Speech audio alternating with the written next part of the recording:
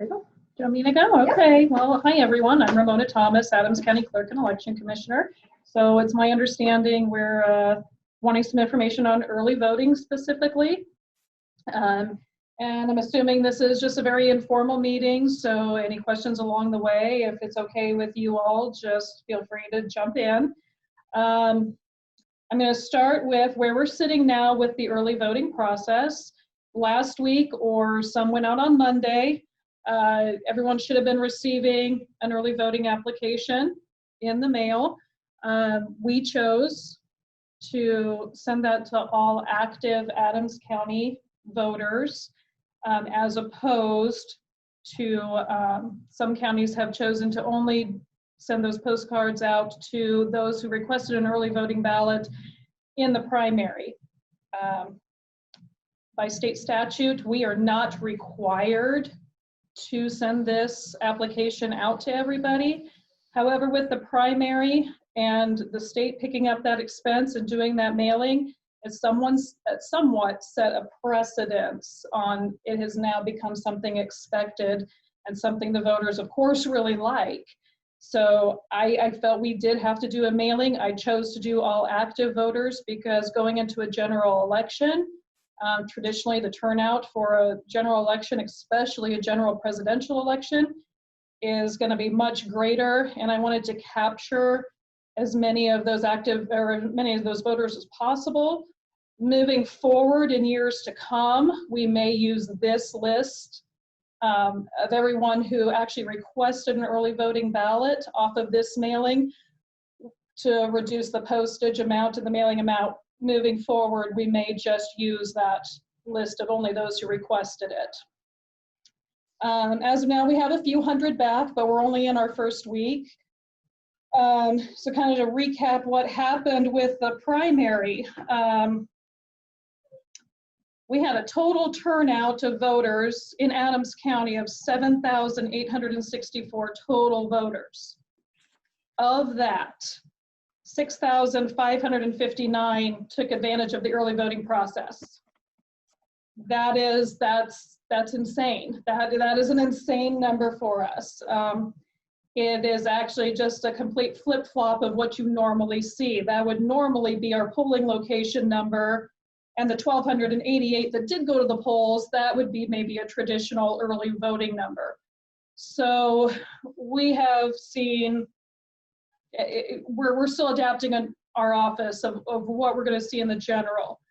Going back to give a fair comparison of the elections we're looking at, I have to go back to a 2016 general election because that was a presidential election.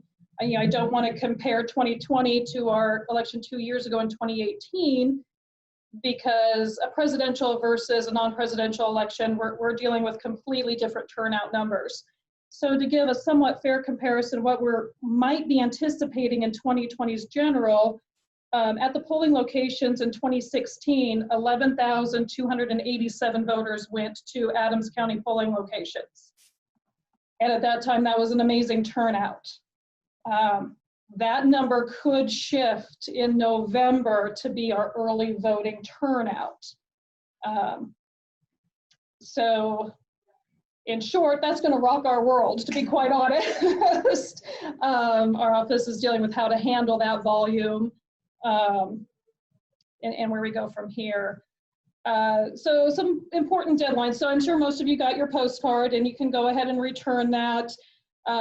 It is not a two-way mailing postcard, so if you do choose to mail it back, it is going to require postage. You fold the postcard, put it in an envelope, go ahead and mail it. You are also allowed now to submit it electronically. Our email address is on there. We have a specific email address only for the early voting response so that nothing gets lost in the shuffle of emails.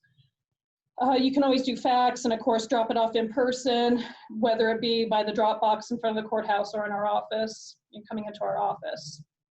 The deadline that people need to be aware of is, if you want to take advantage of the early voting process and have your ballot mailed to you, we must have your application by October 23rd at 6 p.m. That is a hard deadline. There are no exceptions. That is set by state statute. 6:05 p.m. the box is locked and we cannot accept any more of those. So is there any questions at this point about the early voting process, or are you more interested in what happens after when we get the ballot back? Yes, or what are we interested in here? Yeah, like once it comes to your guys' office, then how does that work? So, Ramona, yeah, now if the Postal Service should somehow not postmark these and they arrive at the courthouse later than the postmark date, will they be counted? will they be counted? Are you talking the application, or have you skipped to a ballot? To a ballot? To a ballot, no.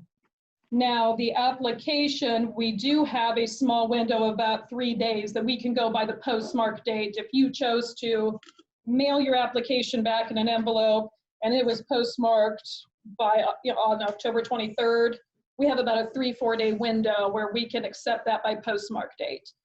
Now, where you have switched to a ballot. Well, we had some failures of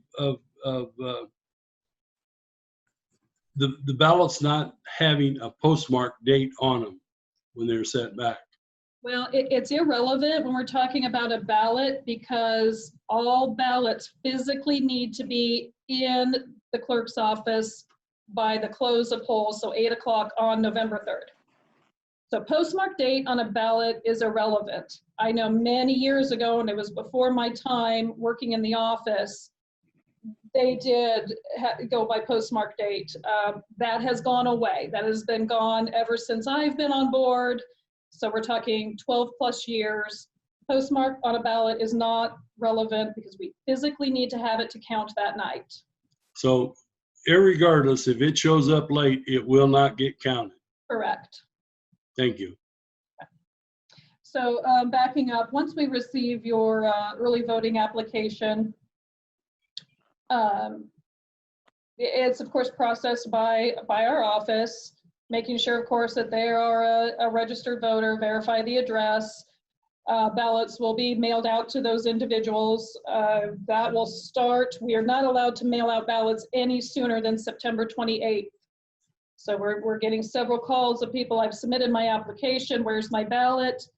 Ballots aren't even printed yet. The presidential race, they just announced the running candidates, so some of the candidates weren't even finalized till the other day. So you can't expect your ballot anytime before September 28th. There's no deadline in which we need to fulfill those requests. We try to fulfill them as quickly as possible, but we're dealing with an enormous volume. We're anticipating an enormous volume this year. Once your ballot is voted and you fill out the back of your early voting envelope, which must be signed, has to be signed by the voter, cannot be signed by a power of attorney, even if it's the voter just making their mark. We do physically, individually verify signatures on everyone that comes in. So that cannot be absent or it will not be counted. So you submit the application, we send the ballot, you bring the ballot back, it's verified, and it also goes through a receiving board, which is comprised of members of the public or election workers. Verify that we've done our job and make sure all the envelopes are filled out correctly, and they sign off and agree that these are counted. At that point, they're opened, and we're talking at this point, we're already moving forward to the election day or day or so before, and they're prepped for counting. So when you're talking about, all of the ballots obviously have to be in your office and accounted for and stuff. If you are expecting to get that overwhelming, like 11,000 of it, what happens if you have a large number that's still, like, you haven't been able to get it in by 8 o'clock? I mean, how does that? Well, it'll delay counting, because once they do come in, we have to check the ballot in, and like I said, we verify them all individually. It could delay counting. And when you're talking your large counties, you Douglas County, Lancaster County, sometimes you hear, well, they haven't gone through their absentee yet. So they haven't released their final results for absentee. Well, that's probably why they have such a backlog of logging them in. We haven't run into that situation here yet. Yes. Hopefully it's not an issue, because traditionally people will request their ballots, they'll get their ballot, and they're anxious to get it done. Yes. So traditionally we have not had a problem with that. We're hope that we can stay ahead of that flood of ballots, and it won't be an issue moving forward. So you're still able to put in ballots even after 8 o'clock, as long as they're in your office and you're still verifying it. Absolutely, because the physical polling locations, they don't even close till 8 o'clock. So we don't even have those ballots in our possession to start counting until after then anyway. So worst case scenario is results would be delayed, and you know, it is what it is. You can only count ballots when you get them and they're ready. Yep. So. Ramona, this is Phil, may I ask a quick question? I didn't hear you say anything about filing your request for a ballot by email. I did that this morning. I don't know if you mentioned it. I apologize if you did, but I sent my wife's and mine in today. A friend of mine had done the same thing a couple of days ago. Do you get many by email rather than mail itself? We do, and that's relatively new, where you're allowed to submit the application electronically. In the primary, I realized very quickly that we were going to have a dedicated email address just for those applications, so they didn't get lost in our regular email. So yes, on your application, it does show the email address to send those to, earlyvote@adamscounty.org. But yes, you can submit it electronically.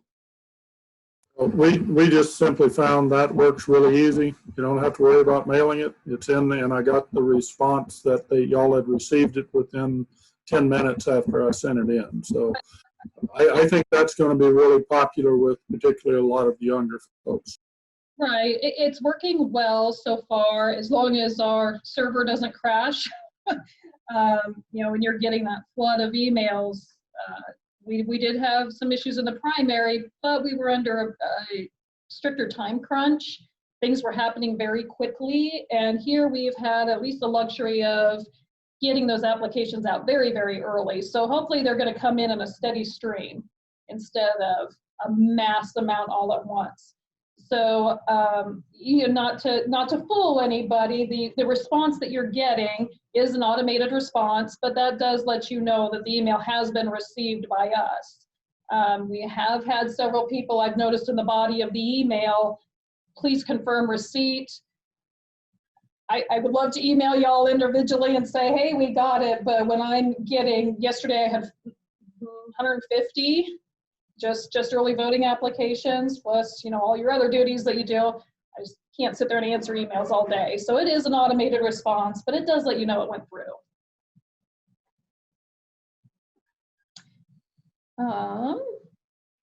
So I think we went over the deadlines. Registering to vote, though, you of course have to be a registered voter before you can go through the early voting request process. So if there's anyone that needs to not only register to vote or perhaps change their voter registration, need to update an address, had a name change, whatever the case may be, the last day that you're able to do that through electronic methods or through the mail or through an agent. So I'm talking like the DMV, when you go to update your driver's license, they'll ask if you want to update your voter registration. The last day in order to do it by those methods is October 16th.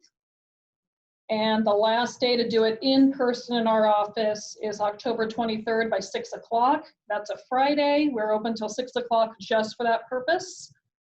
So those are also, like I said, hard deadlines set by statute.